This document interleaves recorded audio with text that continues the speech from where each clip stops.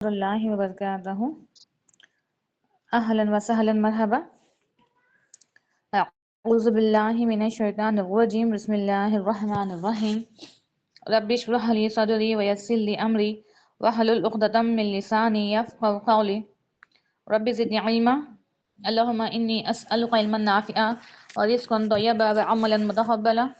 رب یسر ولا تعسر وتمم بالخیر. آمین یا رب العالمین. میں امید کرتی ہوں آپ سب خیر عافیت سے ہوں گے، صحت اور ایمان کی بہترین حالت میں ہوں گے انشاءاللہ تعالی. الحمدللہ کل ہم نے 8 پاری کا خلاصہ مکمل کیا تھا. انشاءاللہ تعالی آج ہم 9 پاری کا خلاصہ دیکھتے ہیں، کیونکہ جسٹ ہم یہاں پر سمری دیکھ رہے ہیں، خلاصہ، اس لیے ہم کچھ آیتوں کو اسکپ کر کے ہم پاری کو مکمل کر رہے ہیں. ٹھیک ہے، آپ لوگوں کو میری آواز کلیئر ہے؟ جی آ جی رہی بھائی جی الحمدللہ. کلیئر آ رہی ہے. جی الحمدللہ. ٹھیک ہے، 9 پارے میں سورۃ الاعراف کی آیت نمبر 88 سے 9 پارے کی شروعات ہو رہی ہے، جس میں کچھ آیتیں سورۃ الاعراف کے ہیں اور کچھ آیتیں سورۃ الانفال کے ہیں. ہم نے کل دیکھا تھا سورۃ الاعراف کا میننگ ہوتا ہے بلندی، کیونکہ سورۃ الاعراف والے ویسے لوگ ہوں گے جو جب انسان کا حساب کتاب مکمل ہو جائیں گا اور جب جنتی جنت میں چلے جائیں گے اور جہنمی جہنم میں چلے جائیں گے، ٹھیک ہے، تو اس میں سے کچھ لوگ ویسے ہوں گے جو جنت اور جہنم کے بیچ میں ایک پہاڑی ہے، ایک بلندی ہے. تو کچھ لوگ ویسے ہوں گے جو اس بلندی پر ہوں گے، جنہیں آراف والے کہا گیا ہے. اس بلندی کو، اس پہاڑی کو آراف کہا گیا ہے. اب وہ ویسے لوگ ہوں گے جن کے کہا گیا ہے کہ جن کے نیکیاں اور برائیاں برابر اکول ہوں گے، تو وہ لوگ ویسے لوگ ہوں گے. یا پھر ویسے لوگ ہوں گے جس نے جہاد میں تو حصہ لیا تھا لیکن اپنے والدین کے مرضی کے خلاف جا کر حصہ لیا تھا. اب ویسے لوگ جنت اور جہنم کے بیچ میں جو پہاڑی ہیں اس کی بلندی پر کھڑے ہوں گے اور وہاں سے وہ دیکھ سکتے ہوں گے جنتیوں کو بھی اور جہنمیوں کو بھی. ٹھیک ہے، اب وہ ایک امید لگائے ہوئے ہوں گے کہ ہمیں اللہ رب العالمین اپنے فضل سے جنت میں داخل کر دے، اور جب وہ جہنم کو دیکھیں گے تو پناہ مانگیں گے. ایٹ دا اینڈ اللہ رب العالمین انہیں حکم دیں گے کہ اب وہ بھی کیا ہو جائے، جنت میں داخل ہو جائے. کل ہم نے یہ ڈیٹیل میں دیکھا تھا. ٹھیک ہے، میں سسٹر نیلوفر سے ریکویسٹ کرتی ہوں کہ تلاوت کے ساتھ میں اس پارے کا آغاز کریں. السلام علیکم ورحمۃ اللہ وبرکاتہ. اعوذ باللہ من الشیطان الرجیم. بسم اللہ الرحمن الرحیم. قال الملأ الذین استكبروا من قومه لنخرجنك. آواز آ رہی ہے آپ کو سسٹر نیلوفر؟ ہاں جی آ آ رہی ہے. رہی ہے بھائی جی. میری نہیں آ رہی ہے؟ نیلوفر کی آواز نہیں آ رہی ہے، میری جب نہیں آ رہی تلاوت ہے نہیں آ آواز؟ رہی ہے. ہم کو بھی نہیں آ رہی آواز. اب آ رہی ہے آواز؟ اچھا، ان کا شاید ہیڈ فون لگا ہوا. نہیں میری آواز نہیں آ رہی ہے. ہلو، نیلوفر آواز نہیں آ رہی ہے میری؟ Hello hello. جسٹ 1 منٹ، میں ان کو میسج کرتی ہوں. قومه لنخرجن الذين آمنوا معك من قريتنا أو لتعودن في ملتنا قال أولو كنا كارهين. بارک اللہ فیکم. جی، اس کا ترجمہ: اس کی قوم میں سے وہ سردار جو بڑے بنے ہوئے تھے کہنے لگے کہ اے شعیب، ہم تجھے اور ان لوگوں کو جو تیرے ساتھ ایمان لائے ہیں اپنی بستی سے ہر صورت نکال دیں گے، یا ضرور تم ہمارے دین میں واپس آؤ گے. اس نے کہا، اور کیا اگرچہ ہم ناپسند کرنے والے ہوں. سورۃ الاعراف میں ہمیں 3-4 نبیوں کے واقعات بتائے گئے ہیں، اس میں سے شعیب علیہ السلام بھی ہیں. شعیب علیہ السلام کو مدین کی طرف بھیجا گیا تھا. ٹھیک ہے، اب کیونکہ شعیب علیہ السلام نے جب تبلیغ کی تو ہم نے کل دیکھا ہے کہ جو مخالفت کرنے والے ہوتے تھے، تو جو ان قوم میں جو مین لیڈرز ہوتے تھے کفاروں کے سردار، تو یہ مخالفت کرتے تھے، وہی اگینسٹ میں رہتے ہیں. ہم دیکھتے ہیں آج بھی اس دور میں جو کامن پیپل ہوتے ہیں یا جو عام پیپل ہوتے ہیں، تو انہیں دنیا داری سے کہ دنیا میں کیا چل رہا ہے انہیں اتنا مطلب نہیں ہوتا ہے. ٹھیک ہے، لیکن جو فیم والے لوگ ہوتے ہیں، جو پیسے والے لوگ ہوتے ہیں، ٹھیک ہے، جن کے پاس میں نام ہے، پیسہ ہے، تو انہیں ہی وہی دنیا میں ہلچل کرتے ہیں. ٹھیک ہے، انہیں ہی مطلب ہوتا ہے کہ کون سی پوسٹ مل رہی ہے، کون سے عہدے سے ہیں. لیکن جو عام لوگ ہوتے ہیں بس انہیں روز کا کمانا ہوتا ہے اور روز کا کھانا ہوتا ہے، لیکن جو تھوڑے جس کے پاس میں زیادہ پیسہ ہے، ٹھیک ہے، تو اسی طرح سے اس قوم میں بھی جس نے نبیوں کی مخالفت کی ہے، ٹھیک ہے، جس نے نبیوں کی مخالفت کی ہے وہ عام لوگ نہیں تھے، مخالفت کرنے والے، اگینسٹ میں جانے والے یا جو کفار تھے وہ بڑے بڑے لوگ تھے، جو بڑے بڑے سردار کہا گئے ہیں وہ اس طرح کے لوگ تھے۔ اب جو شعیب علیہ السلام ہے، ٹھیک ہے، مفسرین کا کہنا ہے جو شعیب علیہ السلام ہے وہ موسیٰ علیہ السلام کے سسر تھے، ٹھیک ہے، شعیب علیہ السلام کی ہی بیٹی موسیٰ علیہ السلام کے نکاح میں آئی تھی۔ تو جو شعیب علیہ السلام تھے جسے مدین کی طرف بھیجا گیا تھا، ایک بستی تھی مدین، وہاں بھیجا گیا تھا تبلیغ کرنے کے لیے، تو اب جو اس زمانے کے جو لوگ تھے انہوں نے بھی ایمان نہیں لایا تھا شعیب علیہ السلام پر، انہوں نے بھی ایمان نہیں لایا تھا، بلکہ وہ لوگ کہنے لگے تھے شعیب علیہ السلام کو کہ آپ کیا کرو، آپ ہمارے ہی دین میں داخل ہو جاؤ۔ اب انہیں کہنے لگے کہ تم نے جو دین لایا ہے اسے چھوڑ کر ہمارے دین میں داخل ہو جاؤ۔ اس کی قوم میں سے وہ سردار جو بڑے بنے ہوئے تھے کہنے لگے اے شعیب، ہم تجھ پر اور ان لوگوں کو جو تیرے ساتھ ایمان لائے ہیں اپنی بستی سے ہر صورت نکال دیں گے۔ اب لوگ کیا کہنے لگے کہ ہم تجھے اور تیرے ان لوگوں کو جو ایمان لائے ہیں ہر صورت اس بستی سے ہم نکال دیں گے، یا ضرور تم ہمارے دین میں واپس آ جاؤ، یا اگر رہنا ہے بستی میں تو کیا کرو، ہمارے دین پر واپس آ جاؤ۔ اس نے کہا اور کیا اگرچہ ہم ناپسند کرنے والے بھی ہو؟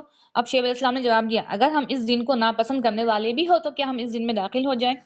اور اس کی قوم میں سے جنہوں نے انکار کیا تھا کہنے لگے کہ اگر تم شعیب کے پیچھے چلے تو اس وقت تم یقیناً خسارہ اٹھانے والے ہوں گے، ٹھیک ہے۔ اب حالانکہ خسارہ اٹھانے والے کون، نقصان اٹھانے والے کون، جس نے انکار کیا، جس نے کفر کیا، وہی جو سردار تھے وہی خسارہ اٹھانے والے۔ لیکن ان لوگوں نے ہی کیا کہا، ان لوگوں نے کہا کہ اگر تم شعیب علیہ السلام کے پیچھے چلو گے تو تم کیا ہو جاؤ گے، تم خسارہ اٹھانے والے ہو جائیں گے۔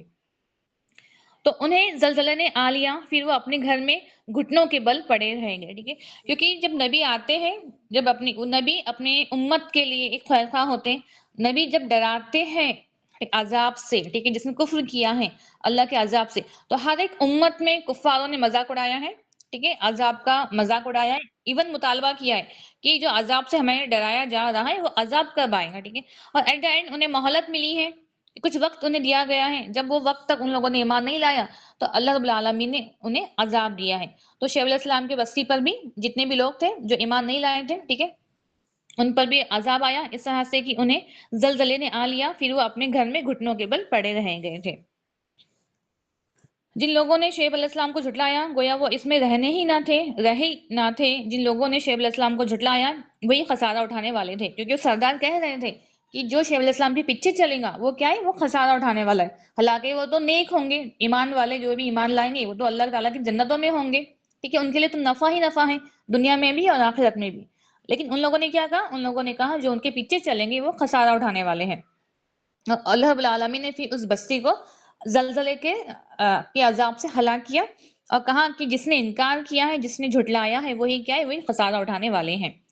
پھر وہ ان سے واپس پلٹا اور کہنے لگا اے میری قوم، یقیناً میں نے تمہیں اپنی رب کی پیغامات پہنچا دیے ہیں، ٹھیک ہے، کیونکہ جب وہ ان کے جو سردار ہیں جو کفار بات نہیں مان رہے شعیب علیہ السلام کے، ٹھیک ہے، تو شعیب علیہ السلام نے اپنی قوم کی طرف پلٹ کر کہا، انہیں اناؤنس کیا، انہیں کہہ دیا یقیناً میں نے تمہیں اپنا رب کے پیغامات پہنچا دیا ہے، ٹھیک ہے، جس کام کے لیے انہیں بھیجا گیا تھا، جس ذمہ داری کے لیے بھیجا گیا تھا، انہوں نے کہا کہ میں نے وہ کام کر دیا، جو پیغامات تھے میں نے وہ پہنچا دیے ہیں اور تمہاری خیر خواہی کے لیے، لہٰذا میں کفر کرنے والوں پر کیوں غم کروں۔ اب ظاہر سی بات ہے کہ اتنا سمجھانے کے بعد کیونکہ سمجھا رہے بات ہی نہیں مان رہے، ایٹ دا اینڈ اب انہوں نے کہا کہ جو ایمان والے نہیں ہیں، کفر کرنے والے نہیں ہیں، اب انہیں تو عذاب آنے ہی والا ہے، اب میں کفر کرنے والے پہ کیوں غم کروں، ٹھیک ہے۔ تو ہمارے نبی کو بھی، آپ محمد صلی اللہ علیہ وسلم کا جب بھی دل تنگ ہوا ہے، ٹھیک ہے، کفاروں کی وجہ سے، جب بھی آپ کو افسوس ہوا ہے، شدید تکلیف پہنچی کہ اب ان کا کیا ہوگا، اتنا بات سمجھانے کے بعد بھی اگر وہ کفر کر رہے ہیں تو ظاہر سی بات ہے مرنے کے بعد تو جہنم ہے ہی ہے، ٹھیک ہے، آگ میں ہی رہنا ہے، ہمیشہ ہی رہنا ہے، تو اس بات کی تکلیف تھی نبی کو، تو اللہ تعالیٰ نے کئی بار انہیں ہمت دی ہے کہ آپ اپنا دل تنگ نہ کریں، ٹھیک ہے، ظاہر سی بات ہے کفر کرنے والوں کے لیے، پھر شعیب علیہ السلام نے بھی کیا کہا کہ میں کفر کرنے والوں کے لیے اپنا غم کیوں کروں، اور ہم نے کسی بستی میں کوئی نبی نہیں بھیجا مگر اس کے رہنے والوں کو تنگی اور تکلیف کے ساتھ پکڑا تاکہ وہ عاجزی اختیار کرے، ٹھیک ہے، اب یہ نہیں ہوا کہ جو بھی امت تھی، جو بھی قوم بستی تھی، ڈائریکٹ ہی ان پر عذاب آیا، پہلے انہیں بات بتائی گئی، ان تک بات پہنچائی گئی، ٹھیک ہے، نبیوں نے کوششیں کی ہیں، مشقت کی ہے، ایون ان کا مذاق اڑایا گیا، انہیں برے برے الفاظ ان کے تعلق سے استعمال کیے گئے، پھر بھی نبیوں نے صبر کیا ہے، دعاؤں کے ذریعے مدد مانگی ہے، اور ایٹ دا اینڈ اللہ تعالیٰ نے فوراً عذاب نہیں دیا، انہیں پہلے مفلسی میں کچھ مفلسی آئی، کچھ تنگی آئی، آزمائشیں آئی، مصیبتیں آئی، بیماریاں آئی، اس طرح کی چھوٹے چھوٹے چیزوں میں ان لوگوں کو مبتلا کیا گیا. کیوں؟ تاکہ وہ پلٹ جائے، تاکہ انہیں احساس ہو کہ کوئی ہے، یہ سب ہمیں دینے والا کوئی ہے. ایٹ دا اینڈ انہیں تنگی اور تکلیف کے ساتھ پکڑا، جب وہ بات نہیں مانے تو ان پر پھر عذاب آیا. کیونکہ ہو سکتا ہے نا، اگر چھوٹے چھوٹے بھی مشکلات آ رہے ہیں تو انسان کا دل پلٹتا ہے، وہ اللہ تعالیٰ کی طرف راغب ہوتا ہے. لیکن یہ لوگ ویسے تھے جو چھوٹی چھوٹی مصیبتوں پر بھی مینس وہ انہیں سمجھ نہ سکے. پھر ہم نے بدحالی کو خوشحالی میں بدل دیا، یہاں تک کہ وہ خوب بڑھ گئے اور کہنے لگے یہ تکلیف اور آسانی تو ہمارے باپ دادا کو بھی پہنچی تھی، پھر ہم نے انہیں اچانک پکڑ لیا کہ وہ خبر نہ رکھتے تھے. اب اللہ رب العالمین نے پہلے انہیں تھوڑی آزمائشیں دی، مصیبتیں، جو بھی بیماریاں ہیں، ٹھیک ہے، مفلسی، تنگی. اب ان کی جو بدحالی کے دن تھے، اللہ رب العالمین نے وہ بدحالی کے دن کو خوشحالی میں بدل دیا. ٹھیک ہے، تو بے شک اللہ ہی قادر ہے، حالتوں کو بدلنے پر اللہ ہی قادر ہے. ٹھیک ہے، ہمارے دلوں کو بدلنے پر بھی اللہ ہی قادر ہے. اللہ نے انہیں پہلے مفلسی دی، تنگی دی، پھر بدحالی کے دن کو خوشحالی میں بدل دیا. اب ہونا تو یہ چاہیے تھا کہ جب ان کے دل پلٹے، جب ان کے جو بھی دن تھے وہ پلٹے، تو انہوں نے شکر گزاری کرنا چاہیے تھا. ٹھیک ہے، لیکن انہوں نے بدلے میں کیا کہا؟ انہوں نے بدلے میں کہا کہ اچھے اور برے دن تو آتے ہی رہتے ہیں، اور یہی تکلیف تو ہمارے باپ دادا کو بھی پہنچی ہے، پھر ہم نے انہیں اچانک پکڑ لیا. ٹھیک ہے، دیکھیے اکثر ہم دیکھتے ہیں یہ انسانوں کی فطرت میں یہ رویہ ہے کہ ہم لوگ بولتے ہیں نا کہ اگر اچھے برے دن تو آتے رہتے ہیں، صحت بیماری چلتی رہتی ہے. ٹھیک ہے، تو یہ نہیں ہے، جب کوئی مصیبت آتی ہے تو ہمیں فوراً توبہ کرنا ہے. ٹھیک ہے، انہوں نے کیا کہا؟ انہوں نے بڑے ہی پن سے کہا، ان لوگوں نے جو کفر کر رہے تھے، کہ اچھے اور برے دن تو آتے ہی رہتے ہیں. انہوں کو اپنی غلطی کا، کفر کا احساس نہیں ہوا. کہا کہ ایسی مصیبتیں تو ہمارے باپ دادا پر بھی پہنچی ہیں، اور اس کی یہ وجہ سے، ان کے یہ رویے کی وجہ سے پھر اللہ رب العالمین نے انہیں اچانک پکڑ لیا کہ وہ خبر نہ رکھتے تھے.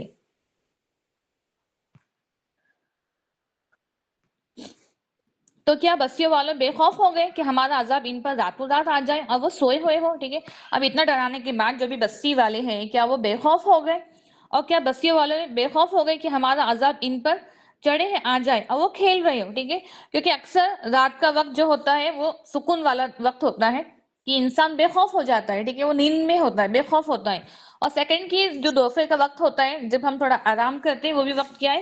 وہ بھی وقت تھوڑا آرام کا ہوتا ہے کہ بچے بڑے اپنے مست مگن رہتے ہیں، کھیل میں رہتے ہیں. تو اللہ رب العالمین کہہ رہے ہیں کہ وہ ویسے وقت کیا ان کا عذاب آ جائے تو کیا وہ بے خبر ہے؟ کہ بے شک اللہ رب العالمین قادر ہے اس وقت عذاب دینے پر. پھر کیا وہ اللہ کی تدبیر سے بے خوف ہو گئے؟ ٹھیک ہے، تو اللہ کی تدبیر سے خسارہ اٹھانے والے لوگوں کے سوا کوئی بے خوف نہیں ہوتا. ٹھیک ہے، تو جو بے خوف ہو گئے، بے شک اللہ رب العالمین نے اگر انہیں پیغامات پہنچ رہے ہیں، انہیں ڈرایا جا رہا ہے، تو ایک واضح طور پہ ان کے پاس عذاب آنے ہی والا ہے، ایک تدبیر کے ساتھ میں. کوئی بھی چیز اچانک نہیں ہے، اللہ رب العالمین نے ہر چیز کو پری پلان، بہت ہی بہترین تدبیر کے ساتھ میں، ایک مقرر انداز میں ہر چیز کو بنایا ہے. تو اللہ کہتے ہیں کہ جو بے خوف ہے، ٹھیک ہے، جو بے خوف ہے وہی اللہ کے تدبیر سے بے خوف ہوتے ہیں. جو ایمان والے نہیں ہیں وہی اللہ کے تدبیر سے بے خوف ہوتے ہیں. اور کیا وہ لوگ جو زمین کے وارث بنے ہیں، اس کے رہنے والوں کے بعد ان کی رہنمائی اس بات نے نہیں کی کہ اگر ہم چاہیں تو ان کے گناہوں کی وجہ سے انہیں سزا دے اور ہم ان کے دلوں پر مہر کر دیتے ہیں، وہ نہیں سنتے. ٹھیک ہے، تو اللہ رب العالمین قادر ہے کہ جو بھی زمین میں رہنے والے جس کو بھی وارث بنایا گیا ہے، اگر وہ بات نہیں مانتے ہیں تو ان کے گناہوں کی وجہ سے ان کے دلوں پر اللہ رب العالمین مہر لگا دیتے ہیں کہ انہیں اچھی بات، حق بات انہیں سمجھ میں نہیں آتی. یہ بستیاں ہیں جن کے کچھ حالات ہم آپ سے بیان کر رہے ہیں، اور بے شک ان کے پاس ان کے رسول واضح دلائل لے کر آئے تھے. وہ ایسے نہ تھے کہ اس بات کو مان لیتے جسے وہ اس لیے پہلے جھٹلا چکے تھے، اور اسی طرح اللہ انکار کرنے والوں کے دلوں پر مہر لگا دیتا ہے. آپ لوگوں کو میری آواز کلیئر ہے؟ جی بچی. جی، اب یہاں پر کیونکہ اسی طرح سے ہم کچھ بستیوں کے حالات بیان کرتے ہیں.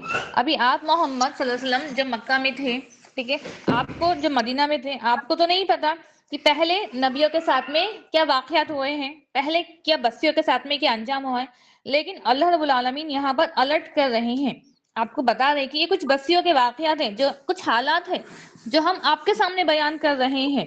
بے شک ان کے پاس ان کے رسول، ہر ایک بستیوں کے پاس میں، ہر ایک قوم کے پاس میں، امتوں کے پاس میں رسول آئے ہیں، واضح دلائل لے کر آئے تھے. وہ ایسے نہ تھا کہ اس بات کو مان لیتے جس سے وہ اسے پہلے جھٹلا چکے ہیں. ٹھیک ہے، اب ایک بستی ہے، ایک امت ہے، ان کے پاس میں ایک نبی آئے، انہوں نے ان کو جھٹلا دیا، ان کا انکار کیا. اب وہ بستی کو عذاب آیا، اس کو ہلاک کیا گیا. ٹھیک ہے، اب اس کے بعد ایک دوسری اللہ رب العالمین نے پھر دوسری بستی کو آباد کیا. تو وہ ایسے نہ تھے جو جس نے پہلے بستیوں نے جس چیز کو جھٹلایا تھا اب اس پر ایمان لانے والے نہ تھے، وہ بھی بستی والے کیا تھے؟ انکار کرنے والے ہی تھے. پھر ان کے بعد ہم نے موسیٰ علیہ السلام کو اپنی نشانیاں دے کر فرعون اور اس کے سرداروں کی جانب بھیجا. ٹھیک ہے، اب یہاں پر موسیٰ علیہ السلام کا ذکر ہے. اب موسیٰ علیہ السلام ویسے نبی ہے، ویسے واحد نبی ہے جن کا قرآن مسلسل ذکر کرتا ہے، بار بار ان کے جو واقعات ہیں دہرائے گئے ہیں قرآن میں بار بار. اور سب سے زیادہ جس نبی کا ذکر کیا گیا ہے قرآن میں وہ موسیٰ علیہ السلام ہے. موسیٰ علیہ السلام ایسے ہیں جس نے اللہ سے کلام کیا ہے، جس نے اللہ سے بات کی ہے. ٹھیک ہے، کلام اللہ جسے ہم کہتے ہیں، جس نے اللہ سے بات کی ہے. انہوں نے ان کے ساتھ ظلم کیا تھا. پھر اس کے بعد ہم نے موسیٰ علیہ السلام کو اپنی نشانیاں دے کر فرعون اور اس کے سرداروں کی جانب بھیجا. انہوں نے ان کے ساتھ ظلم کیا. پھر دیکھیں فساد کرنے والوں کا کیا انجام ہوتا ہے. ٹھیک ہے، اب موسیٰ علیہ السلام کو، کیونکہ موسیٰ علیہ السلام ویسے نبی تھے جس سے اللہ تعالیٰ نے کلام کیا تھا، اور موسیٰ علیہ السلام کو ہی مینس جب ان کا مصر میں جب موسیٰ علیہ السلام کی پیدائش ہوئی اس زمانے میں یہ تھا کہ فرعون تھا، اس کا یہ رول تھا کہ جو بھی بنی اسرائیل میں بچہ پیدا ہوگا لڑکا، اسے بس زندہ مار ڈالنا ہے. ٹھیک ہے، انہیں بچیوں سے مطلب نہیں تھا، بچوں کو وہ زندہ رہنے دیتے تھے، لیکن لڑکوں کو، بچوں کو، پیدا ہونے والے بچوں کو ہی زندہ مار ڈالتے تھے. ٹھیک ہے، اب کیونکہ ایسا تھا اگر جیسے بچہ پیدا ہوگا، جیسا ہی لڑکا پیدا ہوگا، اگر وہ مار ڈالیں گے تو بنی اسرائیل کی پھر آبادی بھی آگے کیسے چلیں گی، پاپولیشن کیسے آگے چلیں گی.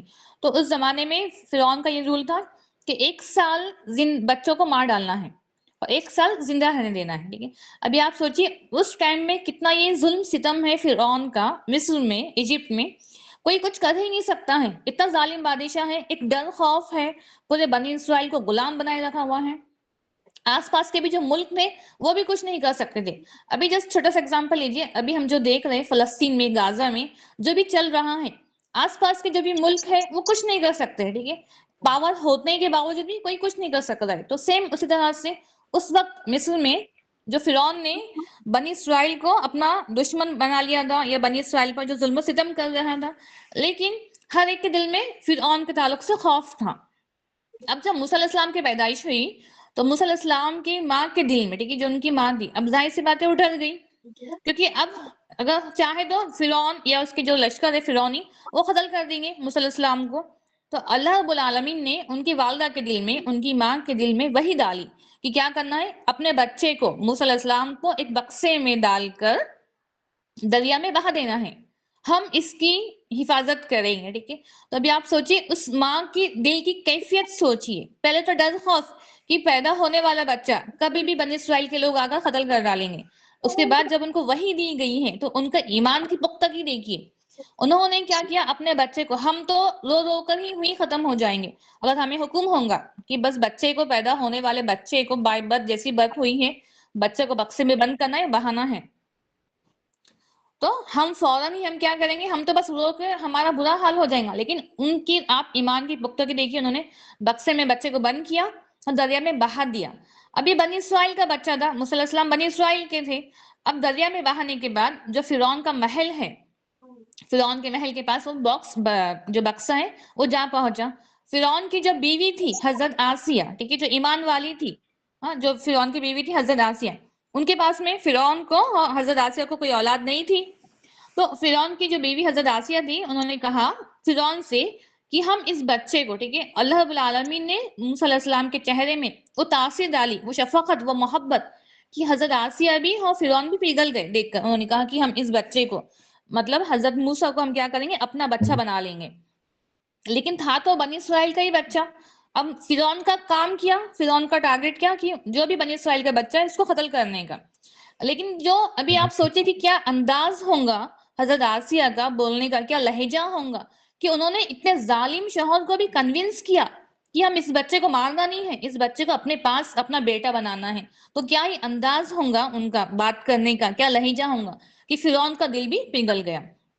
اب اس طرح سے یہ اللہ رب العالمین کی قدرت ہے کہ جو فرعون دشمن تھا تو موسیٰ علیہ السلام کو دشمن کے گھر میں ہی ایک پرورش ملی، اور فرعون کے بیٹے کے طور پہ ایک بادشاہ، کیونکہ فرعون اس زمانے کا بادشاہ کے گھر میں ہی ان کی پرورش ہوئی، تربیت ہوئی، اور وہ ایز اے بادشاہ کے بیٹے کے طور پہ رہنے لگے.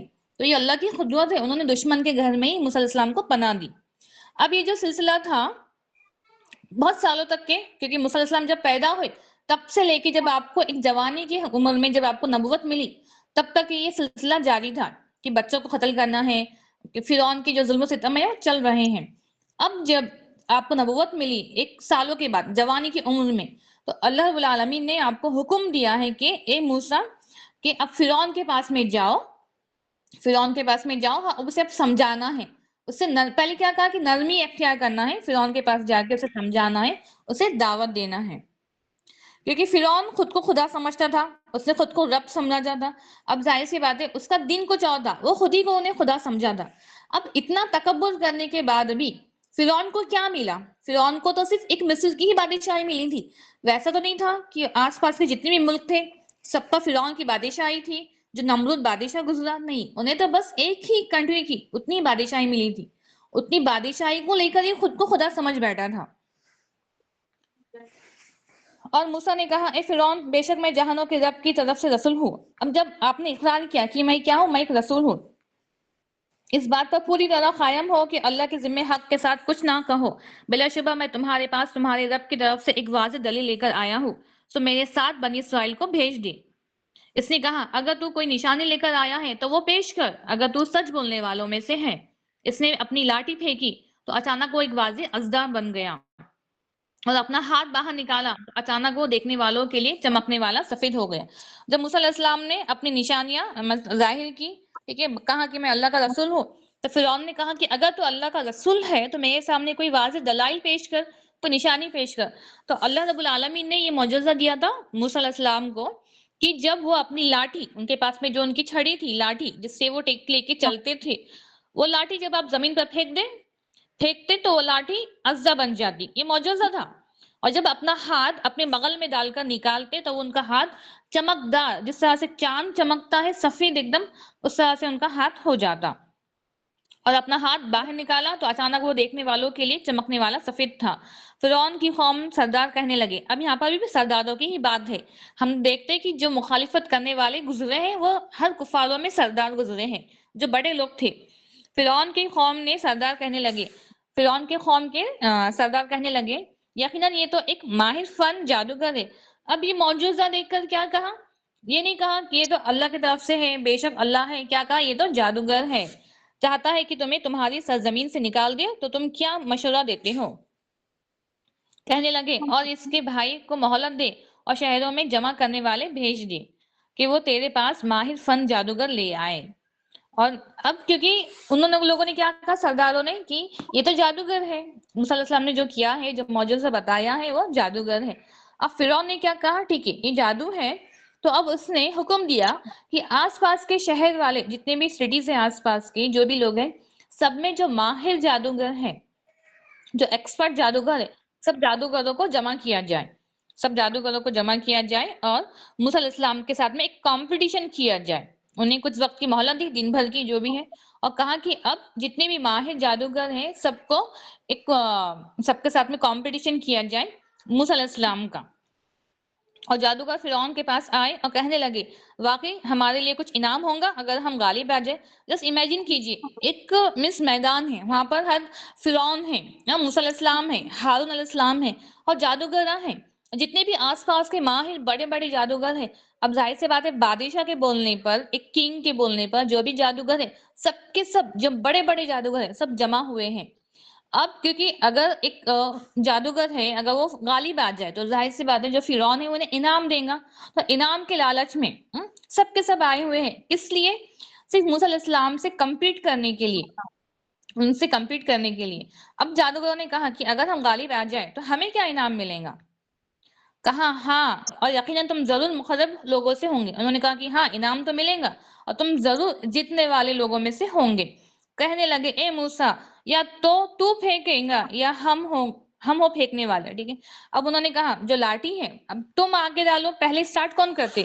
تم کرتے ہو یا ہم کرو؟ کہا تم پھینکو. اب موسیٰ علیہ السلام نے کہا تم پھینکو.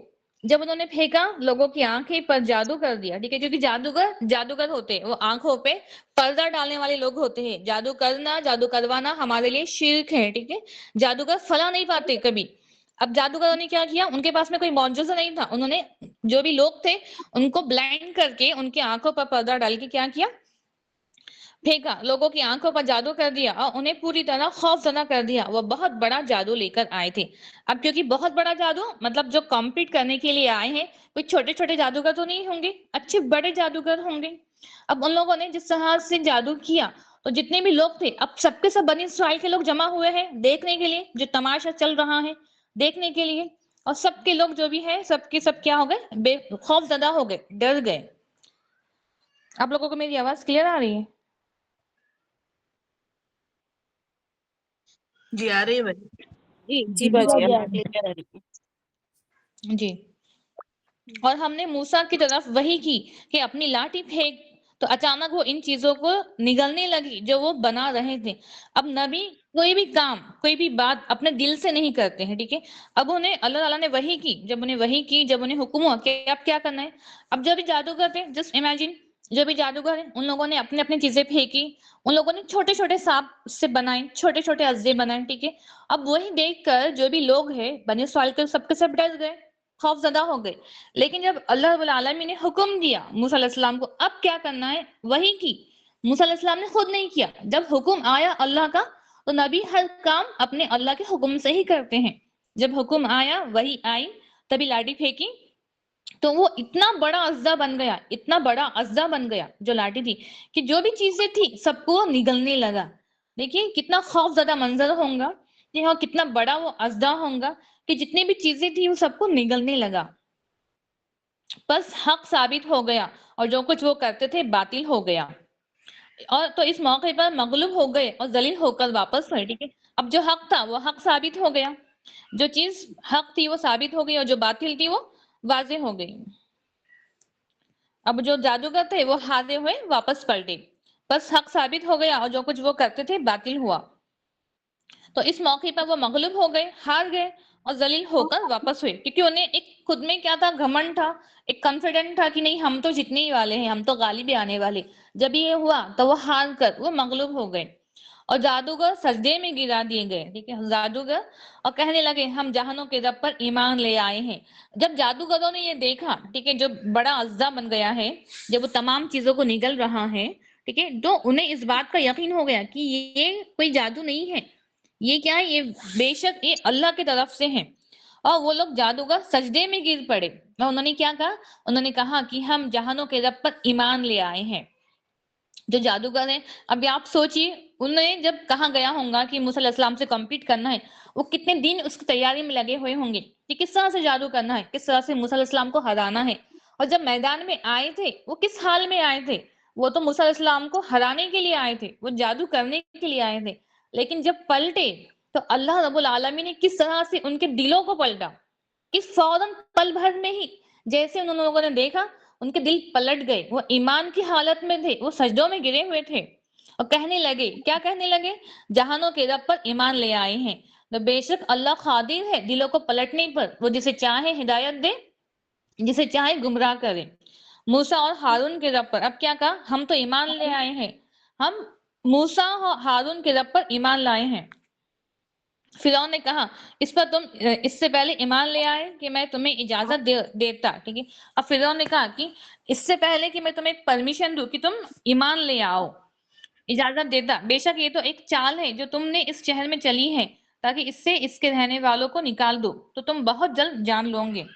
میں ضرور تمہارے ہاتھ پاؤں کاٹوں گا مخالف سمجھ سے تم سب کو ضرور بری طرح سولی دوں گا. ٹھیک ہے. اب فرعون نے ڈرایا اگر تم ایمان لے آئیں گے جادوگر سے کہا کہ اگر تم ایمان لے آئیں گے تو میں کیا کروں گا تمہارے ہاتھ پاؤں کاٹ کر ایک جھاڑی پر لٹکاؤں گا تاکہ سب کو بھی عبرت ہو جائے. तुम सबको जरूर बुरी तरह सूली दूंगा और एक सूली पर चढ़ाऊंगा। उन्होंने कहा यकीनन हम अपने रब की तरफ लौट कर जाने वाले हैं। अब उनके जो ईमान की पुख्तगी है, पल भर में जो उनके दिलों को पलटा गया है, ठीक है, वो ईमान की हालत में थे। अब उन्होंने क्या कहा? उन्होंने कहा कि यकीनन हम अपने रब ही की तरफ लौट कर जाने वाले हैं। अगर हम पैदाइशी ईमान वाले, ठीक है, हम शुरू से हम अल्लाह ताला पर ईमान लाते हैं, अगर ऐसा कोई वाकया हमारे साथ हो जाए तो हम तो डर जाएंगे, ठीक है, हमारी जबान पर लब्बैक भी नहीं आएगा। लेकिन अभी आप सोचिए, कुछ देर में ही, कुछ सुबह से लेकर शाम तक ही उनके दिल को पलटा गया है, उन्हें ईमान दिया गया है, लेकिन उनका ईमान की जो पुख्तगी थी, जो लेवल था, वो देखिए। उन्होंने क्या कहा? अल्लाह के सामने फिरौन है, उसने धमकी दी है, अगर ईमान लाएंगे तो मैं क्या करूंगा? हाथ पैर काट के मैं सूली पर चढ़ा दूंगा, ठीक है, ऐसा बीच मैदान में झाड़ पर लटका दूंगा। लेकिन फिर भी उन्होंने क्या कहा? उन्होंने कहा यकीनन हम अपने रब ही की तरफ लौट कर जाने वाले हैं। वो अपनी बात से पलटे नहीं। हाँ, तो हमसे ही इसके सिवा किसी चीज का बदला लेगा। हम अपने रब की आयत पर ईमान ले आए हैं। अब उन्हें परवाह नहीं है, अब फिरौन जो करता है उन्हें परवाह नहीं है, क्योंकि वो तो ईमान ला चुके हैं, उन्हें पता है इसका अजर जो उन्हें मिलेगा वो बहुत बेहतर है, हमारे पास आ चुका है। ए हमारे रब, डाल दे हम पर सब्र और हमें मुसलमान होने की हालत में फौत फरमा। अब जादूगरों ने क्या दुआ की? रब्बना अफ्रिक अलैना सब्रा, क्या दुआ की कि हम पर सब्र डाल दे। हम सब्र मांग नहीं रहे हैं। सब्र एक बहुत मांगना, मतलब सब्र देना एक छोटी चीज होती है, ठीक है, लेकिन सब्र डाल दे। जिस तरह से जस्ट इमेजिन कीजिए, अगर हम जो बकेट अगर फुल ऑफ पानी है, पानी से भरी हुई बकेट, जिस तरह से हम किसी चीज पर डालते हैं कि ऊपर से अगर किसी शख्स पर हमने बकेट भर के पानी डाला तो शख्स क्या हो जाएगा? वो आदमी क्या हो जाएगा? सर से लेकर पैर तक पानी से भीग जाएगा, ठीक है। तो उस तरह से उन्होंने सब्र मांगा, इतना सब्र कि बस उन्हें सब्र डाल दे उनके ऊपर, क्योंकि अब यहाँ पर सिर्फ छोटे से या मामूली से सब्र की जरूरत नहीं है, यहाँ पर बहुत ज्यादा सब्र की जरूरत है। और उन्होंने क्या कहा? डाल दे हम पर सब्र और हमें मुसलमान होने की हालत में फौत फरमा। और फिरौन की कौम के सरदारों ने फिरौन से कहा, क्या तुम मूसा और इसकी कौम को छोड़े रखेंगे कि वो जमीन में फसाद फैलाए और तुझे और तेरी माबूदों को छोड़ दे? फिरौन ने कहा, हम इनके बेटों को बुरी तरह कत्ल करेंगे और इनकी औरतों को जिंदा रखेंगे और यकीनन हम इन पर गालिब है, ठीक है। फिरौन का जो रूल था, उन्होंने कहा हम तो इसको कंटिन्यू करेंगे।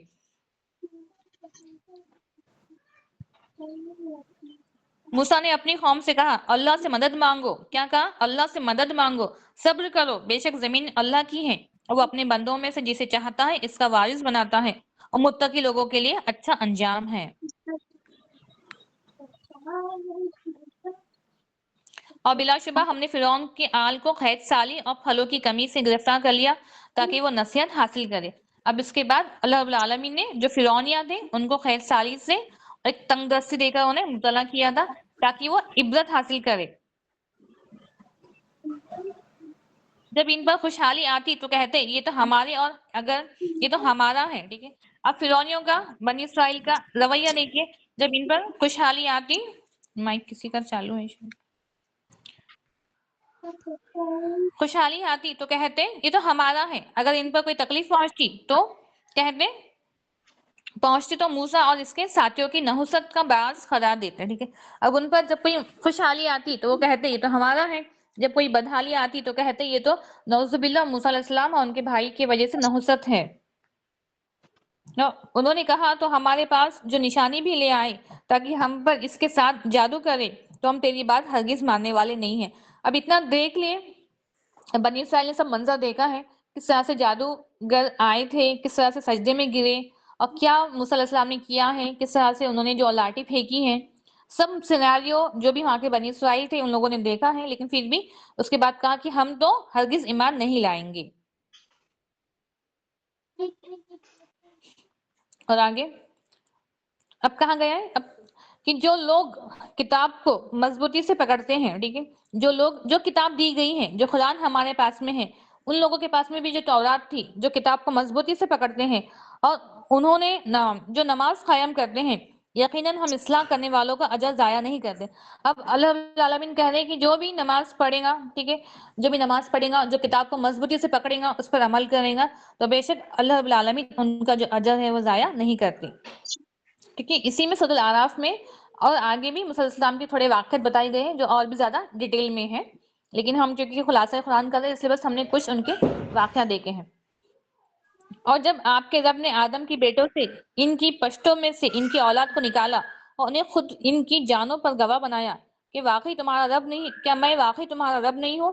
انہوں نے کہا کیوں نہیں، ہم شہادت دیتے ہیں، ایسا نہ ہو کہ قیامت کے دن کہو بے شک ہم اس سے غافل تھے. ٹھیک ہے، اب یہاں پر اس بات کا پروف بتایا گیا اس آیت میں کہ آدم علیہ السلام کی پشتوں سے، ان کی پیٹھ سے، ٹھیک ہے، بنی آدم کو، جتنے بھی انسان ہیں جو قیامت تک آنے والے، سب کو، آپ کو، مجھے، ہم سب کو پیدا کیا گیا تھا عالم ارواح میں. اور ہم سب سے گواہی لی گئی تھی، شہادت لی گئی تھی، وٹنس، کہ اللہ تعالیٰ نے پوچھا تھا کہ کہو کہ میں واقعی تمہارا رب نہیں ہوں. ہمیں تو وہ وعدہ یاد نہیں ہے کہ ہم نے دنیا میں آنے سے پہلے عالم ارواح میں ہم نے کب وعدہ لیا تھا، کب وعدہ کیا تھا، ہم نے اللہ سے کب عہد کیا تھا، ہمیں یاد نہیں ہے. لیکن جب ہم نے یہ آیت پڑھی ہمیں ریمائنڈ ہو گیا کہ اللہ تعالیٰ نے کیا کہا. اور جب آپ کے رب نے آدم کے بیٹوں سے، ان کی پشتوں میں سے ان کی اولاد کو نکالا، ٹھیک ہے، تمام بنی آدم کو نکالا گیا اور خود ان کی جانوں پر گواہ بنایا کیا میں واقعی تمہارا رب نہیں ہوں. تو اللہ نے ہم سے سوال کیا تھا، ہمیں وہ وعدہ یاد نہیں تھا، لیکن اب ہمیں وہ وعدہ یاد آ گیا ہے اور ہم گواہی دیتے ہیں کہ بے شک اللہ ہی ہمارا رب ہے اور ہم اسی کی عبادت کرتے ہیں. انہوں نے کہا کیوں نہیں، ہم شہادت دیتے ہیں کہ ایسا نہ ہو کہ قیامت کے دن کہو بے شک ہم اس سے غافل ہیں. اب اللہ تعالیٰ پوچھ رہے کہ ایسا نہ ہو کہ وہ وعدے کو تم دنیا میں جا کے بھول جاؤ اور بس بعد میں کہو کہ ہم تو غافل ہو چکے تھے.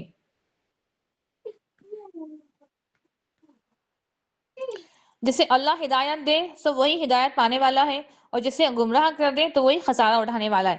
بے شک اللہ ہی قادر ہے دلوں کو پلٹنے پر، دلوں میں ایمان دینے پر. جسے وہ چاہتا ہے ہدایت دیتا ہے، جسے وہ چاہتا ہے گمراہ کرتا ہے. اس لیے ہمیں ہمیشہ ہدایت مانگنا ہے.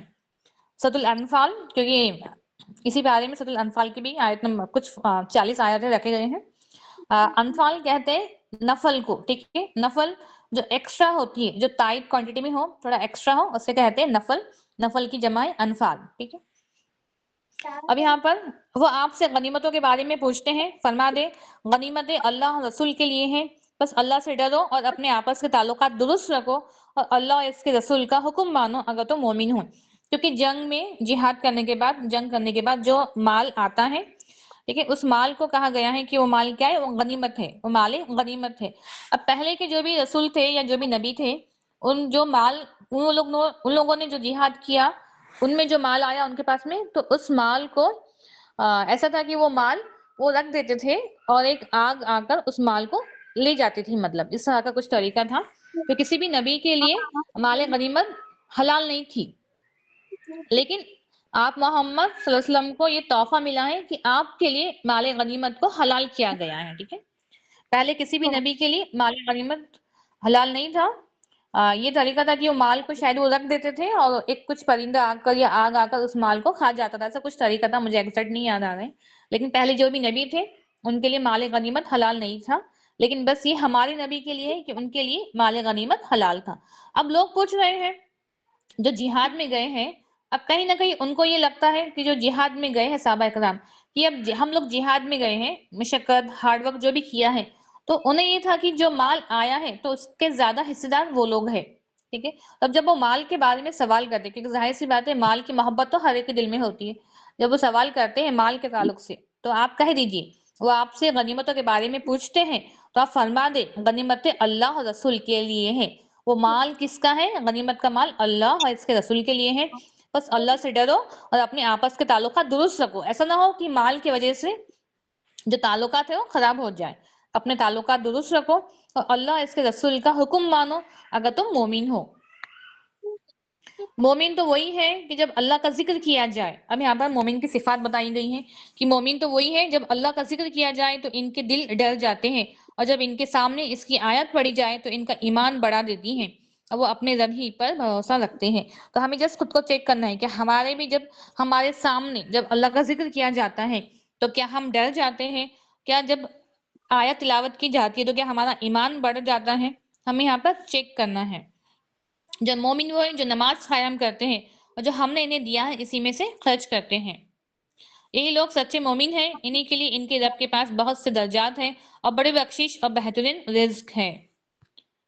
جس طرح آپ کے رب نے آپ کو آپ کے گھر سے حق کے ساتھ نکالا، حالانکہ مومنوں کی ایک جماعت ناپسند کرنے والی تھی، اب کہا گیا ہے کہ کیونکہ جب آپ کو ہجرت کا حکم ہوا تو اللہ رب العالمین نے آپ کو آپ کے گھر سے نکالا، ٹھیک ہے. اب ظاہر سی بات ہے کہ ہجرت کے لیے یا جنگ کے لیے اپنے گھر کو چھوڑ کر جانا ہے.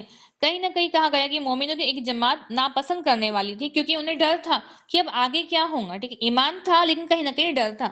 لیکن اللہ رب العالمین بتا رہے کہ ہم نے آپ کو آپ کے گھر سے حق کے ساتھ نکالا ہے. جب تم اپنے رب سے مدد مانگ رہے تھے تو اس نے تمہاری دعا قبول کی کہ میں 1000 فرشتوں کے ساتھ تمہاری مدد کرنے والا ہوں جو یکا بعد دیگر آنے والے ہیں، ٹھیک ہے. کیونکہ جنگ کے میدان کے ٹائم میں جنگ بدر جو ہوئی اسلام کی پہلی جنگ، جہاں پہ مومنوں کی تعداد تو کم تھی 313، لیکن جو کفار تھے وہ 3 گنا زیادہ تھے. اب یہاں پر رسول اللہ نے کیا کیا، جنگ کے میدان میں آپ دعا کر رہے تھے حسبنا اللہ و نعم الوکیل کہ اگر جو بھی مومن ہیں اگر وہ ختم ہو جائیں گے زمین میں تیرا نام لینے والا کوئی نہ ہوگا. یہ جو مٹھی بھر مومن جو ابھی آئے ہیں جنگ کے میدان میں جہاد کرنے کے لیے، اگر کفار ان کو شہید کر دیں گے تو آپ کہنے لگے دعا میں کہ اللہ تعالیٰ تیرا نام لینے والا کوئی زندہ نہ ہوگا. تو اللہ فرما رہے کہ جب تم اپنے رب سے مدد مانگ رہے تھے تو اس نے تمہاری دعا قبول کی. آپ دعا کر رہے تھے تو دعا قبول کی گئی. 1000 فرق کہا گیا کہ اب مدد کس طرح سے ہوگی، مدد اس طرح سے ہوگی کہ 1000 فرشتوں کے ساتھ تمہاری مدد کرنے والا ہوں جب وہ بعد دیگر آنے والے ہیں، بعد دیگر آنے والے ہیں.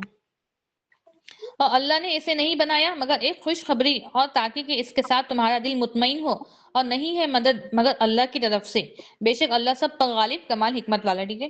اب آپ کو کہا گیا کہ آپ کی مدد 1000 فرشتوں سے ہونے والی ہے. ایک خوشخبری دی گئی ہے تاکہ جو بھی صحابہ اکرام ہے وہ بھی مطمئن ہو جائے، ان کے اندر ایک کانفیڈنٹ آ جائے.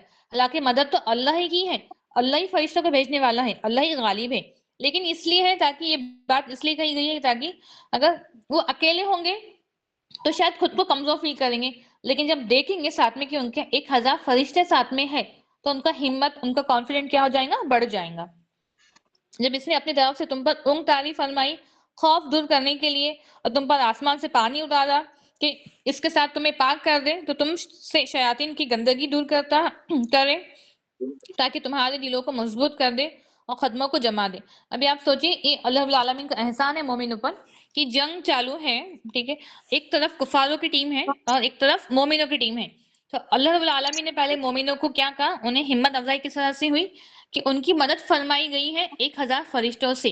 فرشتے ان کے ساتھ میں لڑیں گے کفاروں کے اگینسٹ میں. اور لیکن سیکنڈ جو انعام ہوا ہے وہ کیا ہے کہ اب ایک ڈر خوف ہوتا ہے، ٹھیک ہے. اب ڈر خوف میں نیند آنا تو بہت بڑی بات ہے، ٹھیک ہے. اونگ آنا بھی، تھوڑی سی آنکھ لگنا بھی. جہاد چالو ہے، جنگ چالو ہے. ابھی آپ سوچیں کہ کوئی ہو سکتا ہے کہ جسے کوئی نیند آ جائے. اگر ہمیں معمولی ایگزامز بھی، اگر ہمارے بچے بھی صرف ایگزامز کے لیے جاتے ہیں تو ہمیں نیند نہیں آتی ہے. یہ تو جنگ ہے، جہاد ہے. لیکن اللہ رب العالمین نے یہ ان پر احسان کیا ہے کہ اس دوران بھی ایک ہلکی سی اونگ طاری ہو گئی تھی مومنوں پر، انہیں نیند ملی. اب جب نیند ملی تو وہ لوگ ریلیکس ہو گئے، جب وہ اٹھے تو تر و تازہ تھے، ٹھیک ہے. اور ان پر بارش ہوئی. اب بارش اس طرح سے ہوئی کیونکہ اپوزٹ میدان تھے، کفاروں کی ٹیم اور مومنوں کی ٹیم اپوزٹ میں تھی. جو بارش ہوئی تو جس مٹی پر مومن کھڑے ہوئے تھے تو وہ مٹی ایک دم اسٹریٹ ہو گئی، جس طرف انہیں وہ مٹی مطلب جس طرح سے ہوتا ہے نا سیمنٹ جب پانی ڈالتے ہیں تو مضبوط ہو جاتا ہے، تو اس طرح سے ان کی مٹی تھی کہ وہ مضبوط ہو گئی اور ان کے جو قدم تھے اس پہ جمے رہے. لیکن کفاروں کی جو مٹی تھی پانی کی وجہ سے وہ دلدل بن گئی، ٹھیک ہے. ان کے پیر اندر اس میں ڈھس گئے. تو یہ ان پر معجزہ تھا، ان کا احسان تھا مومنوں پر، اور انہیں نیند دی گئی. تو یہ معمولی بات نہیں ہے کہ جنگ کے میدان میں انہیں نیند دی گئی، انہیں اونگ طاری ہو گئی اور پھر بعد میں جب وہ اٹھے تو ایک دم ریفریش تھے، تر و تازہ تھے. جب اس نے اپنی طرف سے تم پر اونگ طاری فرمائی خوف دور کرنے کے لیے اور تم پر آسمان سے پانی اتارا تاکہ اس کے ساتھ تمہیں پاک کر دے اور تم سے شیاطین کی گندگی دور کرے تاکہ تمہارے دلوں کو مضبوط کرے اور قدموں کو جما دے. جب آپ کا رب فرشتوں کی طرف وحی کر رہا تھا کہ میں تمہارے ساتھ ہوں، بس تم ان ایمان والوں کو جمائے رکھو، ان قریب میں کفار کے دلوں میں رعب ڈال دوں گا، بس ان کی گردنوں پر ضرب لگاؤ اور ان کو جوڑ جوڑ کر مارو، ٹھیک ہے. اب اللہ رب العالمین نے جو فرشتے اتارے گئے تھے، ٹھیک ہے، میدان میں جو فرشتے تھے ان پر وحی کی گئی ہے کیا کرنا ہے کہ کس طرح سے بس جو کفار ہے انہیں ضرب لگاؤ. ابھی آپ سوچیں کہ کیا ان کا حشر ہوا ہوگا کفاروں کا کہ جب فرشتوں نے ضرب لگائے انہیں, جو کہتے ہیں نا کوڑے مارنا, اور فرشتوں کے کوڑے مارنا تھے, وہ فرشتوں نے کوڑے مارے تھے, ان کے جوڑ جوڑ کو مارو. اب اللہ تعالیٰ کا حکم ہے کہ جو کفار ہے ان کے جوڑ جوڑ کو مارنا ہے. ایک حدیث میں ہے کہ کیونکہ مرنے کے بعد اب انسان کے ساتھ میں کیا حشر ہوتا ہے وہ نہیں پتا ہے, لیکن حدیث میں بتایا گیا ہے کہ آپ محمد صلی اللہ علیہ وسلم نے جو کفار تھے, اب میدان ہے, ہر ایک جگہ پر کفار مرے ہوئے ہیں, انہیں پھر جب کنویں میں انہیں ڈالا گیا تھا, ٹھیک ہے, جنگ میدان جو جنگ بدر تھی, جب کفاروں کو ان کے مرنے کے بعد جو کنویں میں ڈالا گیا تھا, تو آپ نے ان سے سوال کیا تھا کہ کیا تم سے جو وعدہ کیا گیا ہے, کیا تم سے جو وعدہ کیا گیا تھا, کون سا وعدہ, عذاب کا, کیا وہ سچا ہے؟ تو کفاروں نے, کیونکہ حالانکہ بات تو نہیں کر سکتے, لیکن وہ ایک معجزہ تھا کہ ان لوگوں نے اقرار کیا تھا کہ ہاں ہم سے جو وعدہ کیا گیا تھا عذاب کا, ہم نے اس وعدے کو سچا پایا ہے.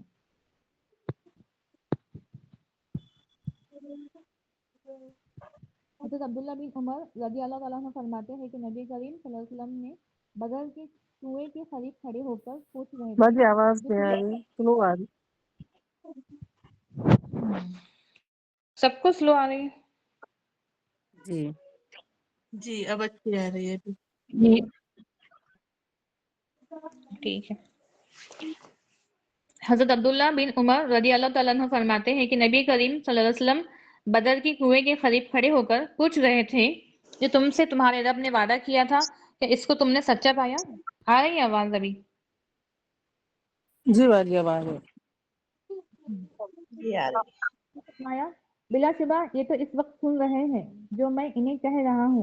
حضرت عائشہ صدیقہ رضی اللہ تعالیٰ عنہ کے سامنے اس بات کا ذکر کیا گیا کہ انہوں نے فرمایا کہ نبی کریم صلی اللہ علیہ وسلم نے صرف یہ فرمایا تھا کہ بے شک ان لوگوں کو اب معلوم ہو گیا ہے جو میں انہیں کہتا تھا وہ سچ ہے. پھر اس آیت کی تلاوت کی, ٹھیک ہے, کیونکہ آپ نے اس وقت جب یہ کنویں میں گرے ہوئے تھے کفار, ان کو سوال کیا کہ آپ نے وہ وعدہ, کیا کفاروں نے وہ وعدہ سچا پایا؟ کیونکہ جب تک کفار زندہ تھے ان لوگوں نے ایمان نہیں لایا, اس بات کا مذاق اڑایا, اور بالآخر تو ان کو ایمان لانا ہی ہے جب عذاب کو دیکھ لیں گے, اور جب بھی کفار ہے جب جہنم کو دیکھ لیں گے تب تو اقرار کریں گے ہی. اور ہے کہ یہ ہے کہ چکو اور جان لو کہ کافروں کے لیے آگ کا عذاب ہے. اے لوگوں جو ایمان لائے ہو, جب تم لشکر کی صورت میں کفار سے ملو تو پیٹ نہ پھیرو. اب یہاں پہ مومنوں کو کہا گیا ہے, انہیں مینٹلی پریپیئر کیا گیا ہے کہ اے لوگوں اگر تم جنگ کے لیے جا رہے ہو, اگر تم کفاروں کے لشکر سے ملو, ہو سکتا ہے جو کفاروں کی ٹیم ہے تم سے بڑی ہو, تم سے زیادہ ہو, تم سے پاورفل ہو دکھنے میں, ٹھیک ہے, لیکن تم ایسا نہ ہو کہ تم ڈر کے مارے تم کیا کرو, تم اپنی پیٹ پیچھے پھیر دو. کیونکہ جو کبیرہ گناہ ہے, کبیرہ گناہوں میں سے گناہ یہ بھی ہے کہ جنگ کے میدان میں سے واپس آنا. اور جنگ کے دن کوئی کفار سے اپنی پیٹ پھیرے ماں سوائے اس کے کہ جو لڑائی کے لیے پینتھا بدلنے والا ہو یا جماعت کے ساتھ ملنے والا ہو, تو یقیناً وہ اللہ کا غضب لے کر لوٹا, اور اس کا ٹھکانہ جہنم ہے, اور وہ لوٹنے کی بہت ہی بری جگہ ہے. ٹھیک ہے, اب یہ ایسا نہیں ہے کیونکہ منافقوں کا تھا رویہ کہ جنگ کے میدان چپ چپ کہنا ہے کہ ہم بھی جنگ کے لیے ساتھ میں چل رہے ہیں, لیکن واپس پلٹ کے آنا, یہ کس کا رویہ تھا؟ منافقوں کا تھا. پھر تم نے انہیں قتل نہیں کیا لیکن اللہ نے انہیں قتل کیا ہے, اور آپ نے نہیں پھینکا جب آپ نے پھینکا لیکن اللہ نے پھینکا, تاکہ وہ مومنوں کو اپنی طرف سے اچھا انعام عطا کرے. بے شک اللہ سب کچھ سننے والا ہے, سب کچھ جاننے والا ہے.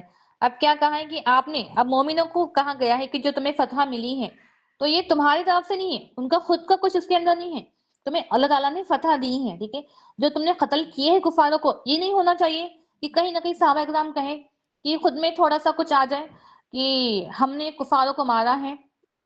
ٹھیک ہے, کہا گیا کہ تم نے کچھ نہیں کیا ہے, تمہیں جو فتح ملی ہے, فتح دینے والا کون؟ اللہ. کفاروں کو مارنے والا کون ہے؟ اللہ ہے. یقیناً اللہ کافروں کی تدبیر کو کمزور کرنے والا ہے. اب اللہ وہ ہے جو کافروں کی تدبیر کو کیا کرتا ہے؟ کمزور کرتا ہے. اگر تم فیصلہ چاہتے ہو تو یقیناً تمہارے پاس فیصلہ آ چکا ہے, اور اگر باز آ جاؤ تو وہ تمہارے لیے بہتر ہے. یقیناً کتاب قرآن حق ہمارے پاس میں آ چکا ہے, اگر تم باز آ جاؤ. کیا کہا گیا کہ اگر تم باز آ جاؤ تو تمہارے لیے بہتر ہے, اور اگر ایسا کرو گے تو ہم بھی یہی کریں گے, اور تمہاری جماعت ہرگز تمہارے کچھ کام نہ آئیں گی, خواہ بہت زیادہ ہو یا, اور جان لو کہ بے شک اللہ ایمان والوں کے ساتھ ہے. ٹھیک ہے, اب اگر کفاروں کی جماعت بہت زیادہ بھی ہے تو کچھ کام نہیں آئیں گی, اور بے شک اللہ رب العالمین ایمان والوں کے ساتھ ہے. اگر ایک ایمان والا بھی ہے کفاروں کا لشکر بھی ہے، تو بے شک اللہ تعالیٰ ایمان والوں کے ساتھ میں ہے اور اللہ غالب ہے ایک مومن کے ذریعے بھی کفاروں کو شکست دینے پر۔ اب کہا گیا ہے کہ اے لوگوں جو ایمان لائے ہو، اللہ اور اس کے رسول کا حکم مانو اور اس سے منہ نہ پھیرو جبکہ تم سن رہے ہو۔ اب کہا گیا ہے کہ اے ایمان والو اللہ اور اس کے رسول کا حکم مانو اور اس سے منہ نہ پھیرو جبکہ تم سن رہے ہو۔ تو بے شک یہاں پر ایمان والوں کو حکم ہوا ہے کہ بس رسول کی اطاعت کرنا ہے، کیونکہ اب اگر جو بھی مومن ہے، ٹھیک ہے، ان کو ضروری ہے اگر وہ جنگ کے لیے جا رہے تو وہاں پہ خود کی مرضی نہیں چاہیے، ٹھیک ہے، انہیں جو بتایا جا رہا ہے، جس طرح سے انہیں پریفر کیا جا رہا ہے، انہیں ان کو وہ فالو کرنا ہے، ٹھیک ہے۔ اب آگے کچھ اسی سورے میں کچھ آگے کی جو آیتیں ہیں وہ جنگ پہ بیس ہیں کہ کس طرح سے مومنوں کو تیار کیا گیا ہے مینٹلی بھی آیتوں کے ذریعے کہ انہیں کیا رویہ اپنانا ہے، کس طرح سے انہیں جہاد کرنا ہے۔ اور کچھ آگے جو بھی سورۃ الانفال میں، سورۃ التوبہ میں جہاد کو لے کر، جنگ کو لے کر ہی پورے واقعات ہمیں بتائے گئے ہیں۔ تو ہمارا یہ والا پارا تو یہاں پر مکمل ہوا، اس کا خلاصہ مکمل ہوا۔ انشاءاللہ کل ہم 10 پارا دیکھیں گے جس میں سورۃ الانفال کی کچھ آیتیں ہیں اور سورۃ التوبہ ہیں، دونوں میں ہی جنگ کے تعلق سے، جہاد کے تعلق سے ہمیں واقعات بتائے گئے ہیں، ٹھیک ہے۔ سبحانک اللہم و بحمدک اشہد ان لا الہ الا انت استغفرک و اتوب الیک۔ ہم دعا کرتے ہیں، 2 منٹس ویٹ کر کے ہم دعا کریں گے۔ تو جو بھی بہنیں دعاؤں میں شرکت کر رہی ہیں، سب سے ریکویسٹ ہے کہ